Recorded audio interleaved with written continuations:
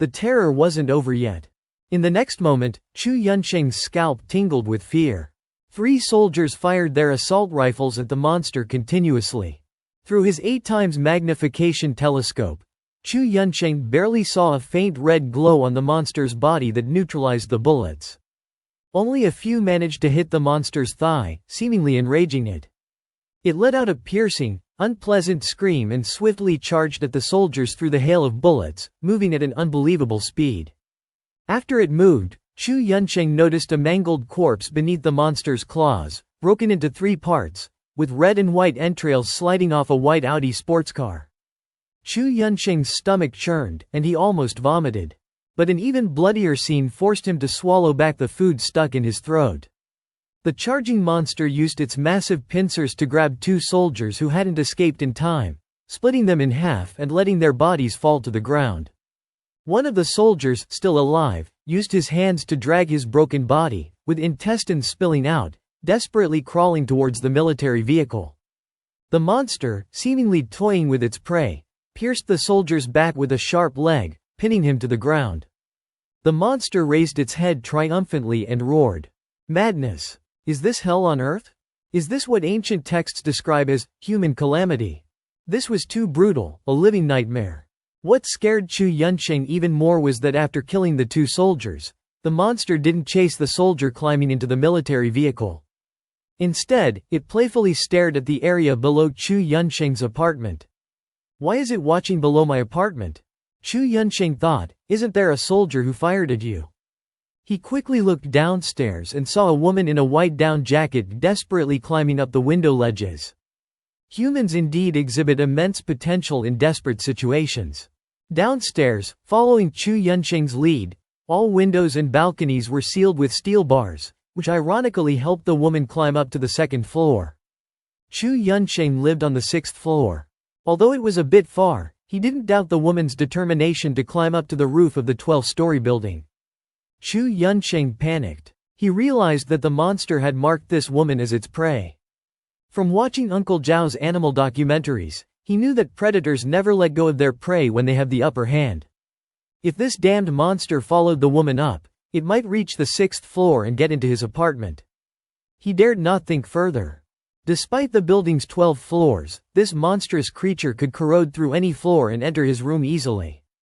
As Chu Yunsheng's mind raced, the monster had already started climbing the building slowly but steadily, using its sharp limbs to pierce the walls and climb up. Chu Yunsheng guessed everyone in the building, including the experts upstairs, were terrified. The world seemed to suddenly quiet down. The woman climbed persistently without calling for help, the monster just a meter below her. Chu Yunsheng believed that if the monster exerted a bit more force, it could easily catch her with its pincers. She was likely doomed, he thought. As expected, the monster opened its pincers, showing impatience and wanting to end this hunt quickly. At that moment, the ancient book, usually silent, suddenly emitted a brilliant rainbow light. Having opened his 4th-dimensional consciousness, Chu Yunsheng instantly felt a vast power overwhelming him. In that moment, it seemed the energy in the space trembled.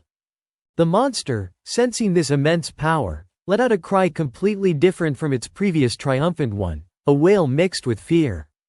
Then, to Chu Yunsheng's amazement, the monster swiftly retreated down the building and fled into the darkness faster than it had attacked the soldiers, disappearing without a trace in just a few seconds. Chu Yunsheng, holding the now normal-looking ancient book, was in awe. The treasure passed down from his ancestors had indeed proven to be invaluable, though it had been serving as a bed-leg prop for generations, which was quite ironic. The woman was saved, but after reaching the 3rd floor, she could no longer move. She didn't know why the monster suddenly fled, but her mind had no room for such thoughts. With the help of kind neighbors, she finally entered a 3rd-floor apartment, sobbing loudly. Chu Yunsheng shut the steel door, realizing his back was soaked in sweat. The situation had been too dangerous. If the ancient book hadn't emitted light in time, not only would the woman have died, but the entire building, including himself, would have been in great danger. He quickly tucked the ancient book into his coat, resolving that from now on, not even when he went to the bathroom would he part with it. Later, he heard from the experts upstairs that some people were so scared they wet their pants, though he was definitely not one of them. The woman was apparently the daughter of a wealthy man from across the street. She and her boyfriend had obtained a permit from the military to go out for some air but were suddenly attacked by the monster, resulting in the man's immediate death and nearly driving the woman to a mental breakdown. After this incident, the neighborhood and street became much quieter. Many experts came to collect the destroyed white Audi sports car and the monster's secretions. The street now had a tank and an armored vehicle patrolling, making Chu Yunsheng marvel at the power of the wealthy neighborhood. In the following days, Chu Yunsheng's fear of a flood of monsters did not materialize. It was like a nightmare that never repeated. However, he heard from the experts upstairs that other places had also encountered monsters, and the military had to sacrifice over a dozen lives to eliminate each monster. Chu Yunsheng felt anxious and powerless, but the ancient book bolstered his faith. Without it, he might have gone mad. He trained frantically, determined to craft the talisman and then the 6 armor talisman and the metal-controlled talisman. Chu Yunsheng trained tirelessly. With no sun, day and night no longer mattered. It took Chu Yunsheng 8 days to replenish his energy. Finally ready, he successfully crafted his first Tier 2 talisman, the storage talisman. The moment the talisman's rune representing storage emitted a dazzling golden light before retracting and hovering brilliantly in the air, Chu Yunsheng was so excited he almost shouted. It had taken him nearly 30 days to make it. Using the talisman to store items was a wonderful experience. Chu Yunsheng, with his fingers forming a sword gesture, controlled the talisman's rotation with incantations. The talisman emitted yellow light, sweeping over the items in the room. Anything not fixed floated up and, under Chu Yunsheng's control, shrank and flew towards the talisman, turning into strange symbols on its surface. Once all the items were stored, Chu Yunsheng changed the incantation.